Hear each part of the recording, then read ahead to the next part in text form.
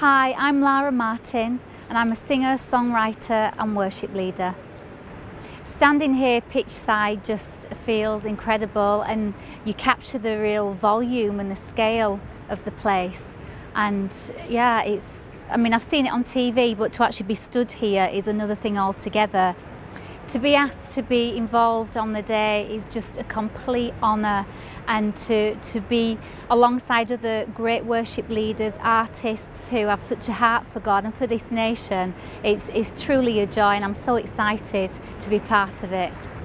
My hopes for the day, probably like most people, this is a gathering, probably the largest gathering that we've had in this nation to date, of having believers in one place at the same time, different denominations, different streams, organisations.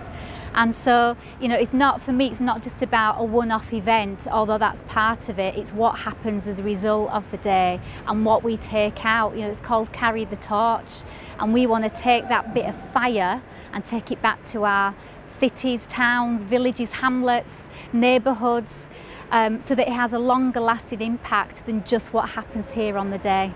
The Word of God says that where there is unity, God commands a blessing. And so we want our nation to be blessed. We want to bless God, but we want the UK to be blessed and for the favour of God to rest upon this nation, and just to see God do incredible things we've never seen before, for the future, and to send a signal to this nation that the Church of Jesus Christ is alive, it's well, it's getting stronger, it's gathering momentum.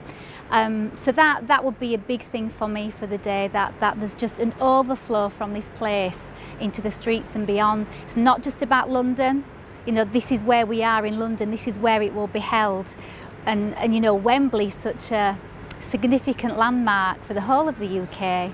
So I believe God's going to do something very special here, and I'm just honoured to be part of that.